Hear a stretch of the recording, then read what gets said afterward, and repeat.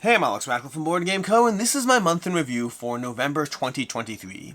As usual, this is going to be a recap of a variety of things, from what games I played, the best games I played, the highlights of the month, the best crowdfunding picks, other videos I've seen, any number of different things from across the month, but beginning, as usual, with stats. Oh, and as usual, timestamps to everything down below. But stats, board game stats, November was the worst month I've had in a long time. The worst month I've had in a long time as far as games played, and I recognize that my worst month is still better than most people's best month, but I'm at 102 games played for the month of November. It has been my previous lowest this year I think was around 150 if I recall correctly. November just completely tanked. A bunch of things contributing to that. There was a lot of extra things going on at GameFound this month that just took a lot of extra attention than usual. There was PAX Unplugged. There was just there's a little bit of extra travel. There's a lot of things that happened across the month of November that really led to just fewer games being played. Also some big box. We got some bigger box games and experiences being played, but that means more rule books, more other things. But yeah, 102 games. It's almost deflating, except the fact that it's still technically a good month. But I hope to recover and bounce back hard in December. We'll see how that plays. But I have 25 games. I had 60 different games from those 102 plays. 60 different games. 25 of them were new to me, and my H-index was a very, very, very low 4. H-index being how many times you played how many different games. So if I played 4 games 4 times, I did not play 5 different games 5 times, effectively. But past that, as far as my most played, I'm only going to go through a few of these because, again, it's just a low month altogether. But we have My City Roll and Build coming in with 12 plays, played through an entire arc of that. And then we have Planet Unknown, Castles of Burgundy, Trailblazers, and Codenames all coming in with 4 plays. That's going to be part of my 4x4 play, my H-index of 4 across the month of November. So, not a lot going on as far as the stats this month because there's just fewer games than usual played. But that brings us to my favorite videos of the month, the favorite videos I've seen on other people's channels. So as usual, these are not my videos, we'll have that later in the segment, but we have the favorite videos I've seen from other people's channels, ranked as usual from least to most in all of these categories. These are still favorites, so even the least is still a video that I really enjoyed. But starting with James Hudson, who did a video of why does Command still use Kickstarter? This is a regular talking point. Why does any big box established company still use crowdfunding? Why are they there? It's for the little guys, and he talks about it. I've talked about it in the past, I'll talk about it in the future, but James Hudson did a full video of why does Command still use Kickstarter. It is a good educational video for those to watch, for anyone to watch who is frustrated and annoyed as to why crowdfunding is still being utilized by big giant companies, because crowdfunding is not just about the indie creator. It's not. It may have started that way, but that's certainly not the goal nowadays, and the larger creators of the platform, the data shows that they bring everyone to the platform. There's more funding on the platform because crowdfunding is a place to be, and if the larger creators weren't there, a lot of people would walk away from crowdfunding because not everyone's there for indie creators. People go there for a variety of reasons, and then they usually hop on board once they see that smaller project, well, now it's there, now it's present, but they're already there. So it doesn't even hurt the platform, it doesn't even hurt the indie creators, it generally helps them. There is a timing conversation, sometimes you could be completely overblown by it, but either way. Anyways, a good video. My number 4 is going to be Miniac. Miniac is a giant miniature painting channel, but he has a video of comparing 30 miniature board games. He generally focuses more on Warhammer stuff, on Games Workshop, but he did a video talking about different board games and where they lied. For myself, I'm not viewing board games from the lens of, being a professional miniature painter, so I view them differently and I grade things differently, but I thought it was an incredibly interesting video to watch. Definitely highly recommend checking that out, both to expose yourself to another channel in a adjacent space, but also just because it's incredibly full of an absolute ton of knowledge. My number 3 is number 3 video over here is when are board games too expensive? This is a video done by Shelf Clutter. He and I both did separate videos around, kind of inspired by the whole food chain magnet pricing debacle, but he goes into that video of when are board games worth their cost, talking about the sense of value, of perception, of price, all those different, there's price, there's cost, there's value, there's 3 different breakdowns. He really goes into it. I happen to disagree with him on a few points, but whether I do or don't, I overall think the video was incredibly well done. Lots of visual aids, lots of good information, and a very good conversation piece around the nature of what you're paying for, why you're paying for it, what things add to that value and not. That's going to be coming to you from Shelf Clutter. Then we have Board Game Hackers, and this is an interesting one. Board Game Hackers has a video of Protester kills off all Board Games expansions in one move, something like that. But basically, this Board Game Hackers is an interesting channel, and if you haven't seen them, they're phenomenally, bizarrely interesting. The production of what they do, the storytelling of what they do is incredibly well done. I happen to think that the approach they take and the way they tackle certain things is bizarre. Like the watch it. Trust me, it's worth the watch. It is both entertaining, it's well done. I wish some of the stuff he did was more, I guess, I don't know, traditional in the messaging, because I think it could be a fantastically popular channel because of the way his storytelling and his flows from one scene to the next. It's top-notch quality. Just the content tends to be interesting. So I've been watching them for a long time now. I find the videos to be very well done. I kind of took like a year-long break and popped up again. So I'm telling you, he popped up again. Go ahead and check out that video. Even honestly, just watch it for 5 minutes. It's a 30-minute long video. You don't need to. Watch it 5 minutes. See where it takes you. For me, I am constantly impressed by him while also not really getting the sense of the message. But the storytelling is incredibly well done. And then lastly, my number one pick over here, my favorite video of the month, is less about the fact that it's my favorite video of the month and more about the fact that Small Talk is back. Small Talk over on Thinker Themer's channel is back, maybe. I say back because they're back for one video. I don't know if they're going to be back for more. I don't know if they're coming back on a regular basis, but they had a Small Talk episode. So if you have appreciated and enjoyed Thinker Themer over the years, then Small Talk was back, or is back, will be back. One of those things is definitely true, but definitely check that one out as well. And links to everything down below. Which brings me to my best new games of the month. This is a section of the best games to me that are new to me, that I played for the first time in the month of November. Again, going from 5 all the way down to 1, starting off with number 5, which is The Art Project. The Art Project from the OP Games, from the OP.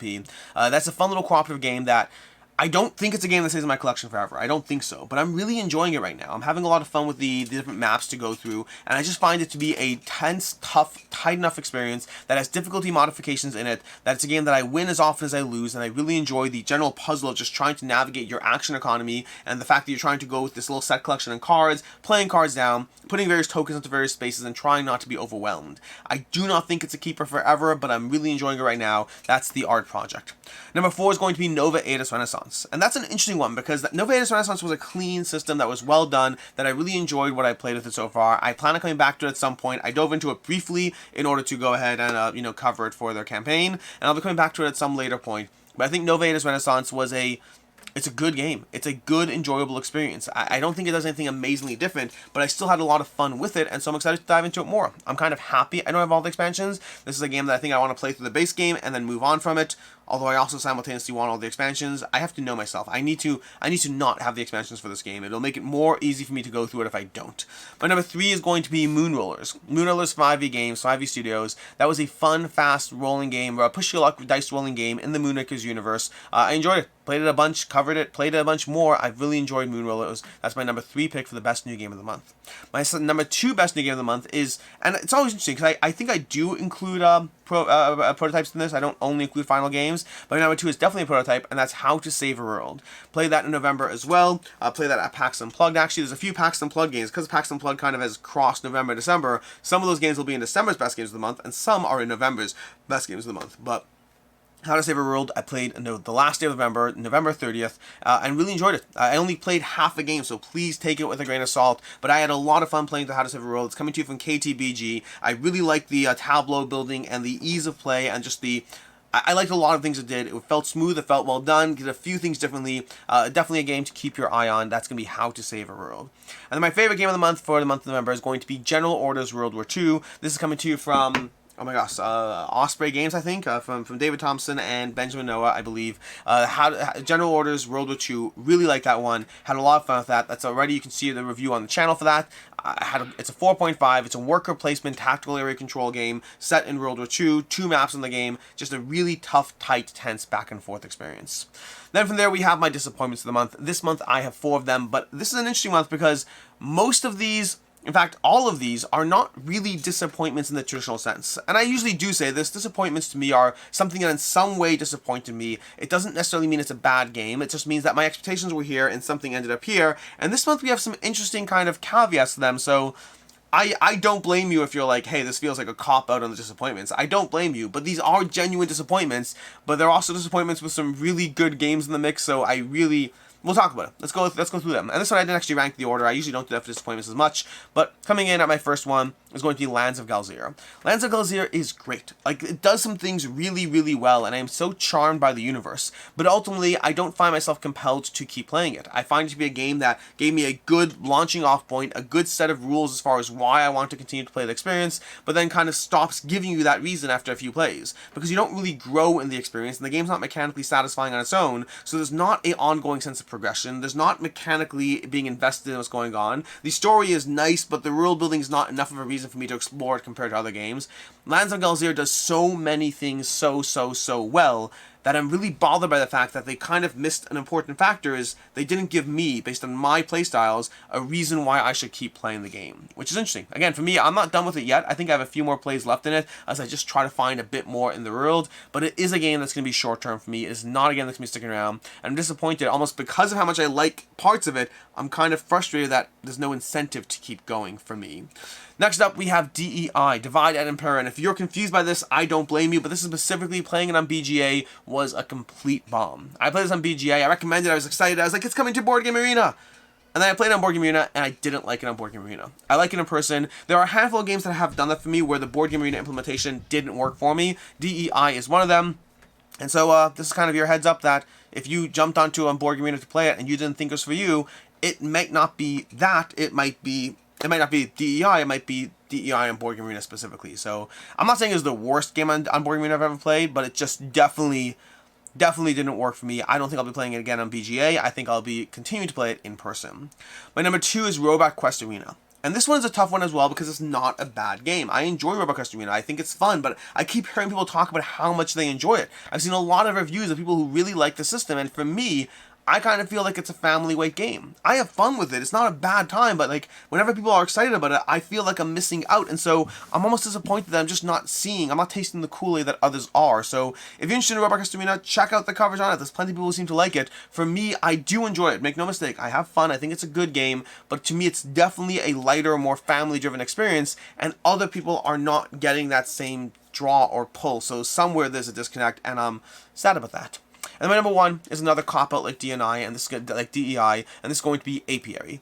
Apiary, I played it at 5 players for the first time, and too crowded. It works best for me at 2 and 3. 4 is okay. 5 is just too crowded for me. You just get less action. Specifically, 5 is interesting because at 2, 3, and 4, there is scaling around when the game ends. But going from 4 to 5, there's not, which means you just get less done. And Apiary is already a game that I feel is very tight in terms of what you get done in the game. So for me, 5 players is I just don't think a player count I would play again for Apiary. I feel similarly about Expeditions to a degree. I think Expeditions is best with 3, good with 2, good with 4, and 5 is a bit of a, one more too far. But yeah, so that's disappointing because I was excited to play Apiary and I had a good but could have been better game experience. From there, we're going to my favorite videos on my channel. These are the favorite videos I have. My favorite videos, again, ranked from least to most. These are just the videos that I think if you missed, they're worth a shot for one reason or another. Starting off with number 5, which is the Deceased Nightmare Mode gameplay. I don't usually have gameplays in my best videos of the month, but I did put Deceased in here because watching how fast we get stomped in that game is, for me, a delight. Deceased comes in a nightmare mode, a hard mode, a medium mode, an easy mode. We played through medium, hard, and nightmare. And medium, we won. Hard, we struggled, but we won. And nightmare, we got stomped on so hard that I'm excited to go back to it. So if you want to see whether the zombie side system can be punishing enough in Deceased, it can be. Go ahead and check that out. And number 4 is the Food Chain Magnet, Why So Expensive video. Kind of talking about not really why Food Chain Magnet is so expensive, but why that one's not worth $400 to me, and other miniature games are. Kind of a similar vibe as far as the Shelf Clutter video, talking about why games are expensive. Different approaches, different aspects of how we approach the conversation and approach value, but I really enjoyed going through why I feel there's a difference in terms of how Food Chain Magnet was received and how other games are received. My number 3 is going to be 5 ethical dilemmas to consider. This is a video I did going through 5, ethical dilemmas to consider. 5 specifically trying to put you in the shoes of someone running a board game company and trying to figure out, what decisions you would make when given different options on the table. Overall, the video was very well received. I was very happy with it. There were people who didn't love the video, which makes sense for a video of that nature. But overall, I was very happy with how people understood that messaging is not about defending any single company. It's about having a little bit of empathy when people make decisions that are frankly hard. And if you're frustrated, well, they shouldn't have put themselves in that decision decision to begin with. I get that, but they're there now, and life is complicated and hard, and frankly, there's the whole nother conversation around the fact that 9 out of 10 businesses fail, and the nature of crowdfunding just means that you're looping people in to that business, which is a harder conversation. So, a hard video, but I enjoyed it and I recommend checking it out. My number 2 is going to be 10 games I went all in on that were worth it. This is basically a two-part series. I did 10 games I went all in that were worth it, and then 10 games that I did not go all in on, but I went all in and shouldn't have gone all in on, but I think that was a December video, so we'll talk about that next month probably. But this is basically me just going over a bunch of all-ins that I actually benefit from all the content. It's a good reminder to me that sometimes it's worth it. It's a good reminder, it's probably a bad reminder to you that sometimes it's worth it, because it might incentivize you to spend money that you otherwise shouldn't do. So that's going to be my second favorite video of the month for my channel. And then my favorite video was why I hate fake limited pledges. This is basically a 15-20 minute rant against the whole VIP limited pledge situation going on in Kickstarter, where they sit there and say, hey, there's 23 pledges left. Oh, wait, look, we added 50 more. Now there's 15 pledges left. They're constantly upping that number to be able to constantly tease and force you into considering that you are one of the lucky few who will get this before they rapidly change the number again on you. They are constantly and frequently lying to you, and I ranted about that for 20 minutes. Which brings me to my crowdfunding highlights. As usual, these aren't necessarily games I backed, but these are games that I was excited about that were on crowdfunding, ranked from least to most, starting off with number 5, which is Kelp. Kelp did incredibly well on Kickstarter, doing $1.5 million, which is insane for a 2-player asymmetric little game. I'm blown away by how well it did, but ultimately Kelp is a great experience. I think Kelp is a lot of fun. I definitely recommend it. I think it's very nuanced, it's very, very, very well done. I think it's a good game, so I'm excited about that one. Number 4 is going to be the only one this list I did not play, which is Wondrous Creatures. Wondrous Creatures coming to you from Bad Comet. I really wanted to back that one. I'm trying to back fewer games in general. I'm going to try to pick that one up at retail. I may well regret my decision not to back it, which is a different conversation. We'll get into that another day. But for right now, I really enjoy it. Well, not enjoyed. I liked the look and puzzle of Wondrous Creatures. I heard a bunch of people who played it who said it was excellent. And so I'm excited about Wondrous Creatures, and we'll get to that later. Number 3 is Spiritfire. Spiritfire over there from Orange Nebula. Had a chance to dive into that one, and I really like Spiritfire, at least where it is so far, at least what I've gotten to see from the system. I think it does a really good job of continuing Orange Nebula's design approach in terms of games like Unsettled, like Vindication, and I'm excited to see the final copy of Spiritfire when it does eventually land. My number 2 is going to be Wizards of the Grimoire Shifting Sands. This is just more content for Wizards of the Grimoire. And by the way, ranking-wise, if you're like, hey, why is that above Spiritfire? Yes, sometimes games that are easier to table will get higher up, and I think Wizards of the Grimoire is so well done. And so for me, Wizards of the Grimoire just adds more cards to a game system that I already like. It's a really solid 2-player head-to-head dueling system. I think it's just absolutely fantastic. That's Wizards of the Grimoire and Shifting Sands. And then lastly, my number 1 is going to be Deceased Homicide game. That ultimately gives me more content. It's a game that, like, it's more content that I don't need, so it's hard to justify, but I'll take it. I'll take more miniatures, more superheroes, more everything for a game system that I really enjoy and get a lot of fun and play out of. Which means my last category of the month in the review, which is the highlights of the month. These are usually games I have already played because they're not in the best new games of the month. They're games that I'm coming back to. Just a frequent reminder of the things that are frequenting my table that I'm still excited about and hyped about and buzzed about and all that. Starting off with number 5, which is My City Roll and Build. My City Roll and Build got 12 more plays in it. This is my second time through it. I'm at 2.5 plays through My City Roll and Build. I just think it's a good time and easy game to play. Number 4 is Under Falling Skies, which I haven't played actually in several months, but I played it with my son. I pulled it out. I'm excited to pull out again. I really like Under Falling Skies. I think it gives you a very, very good gaming experience. Number 3 is Marrakesh from Stefan Feld and Queen Games, one of Stefan Feld's newer designs. I think Marrakesh is just a really, really solid game. I just got the expansion, Facts Unplugged. I'm excited to play that as well. I played Marrakesh for the first time like a year plus ago. Just took me a while to get enough plays that I felt confident reviewing it, but I really, really enjoy it and highly recommend it. My number 2 is Wayfarers of South Tigris. That is a more recent Euro game that I managed to get a bunch of plays in a sooner, shorter time frame, but that's going to be possibly my favorite game from Garfield Games, I'm pretty sure, at least as of right now. Hadrian's Wall probably was at one point, but that's dipped over time. I still love it, I still have it, but it has dipped over time for me. Versus Wayfarers of South Tigris is still... It's an excellent game, highly recommend it. I think it's a great Euro game. And then the number 1 for me is Air, Land, and Sea, which is just so good. Had a chance to play that several times this past month, and it's always an absolute delight when I get to play that game. If you're looking for a small, cheap game that consistently holds up, that I consistently play, that consistently gives me a great time, that's going to be Air, Land, and Sea, specifically for me, the Critters at War version. And that is my month in review. Until next time, I'm Alex Radical from Board Game Co. I will see you next month with another roundup of all the various things, hopefully more games played. 102 is rough. Like, it is rough. I have to get more stuff done. But in any case, and until next time, I'm Alex Radical from Board Game Co. and I hope you have a good one.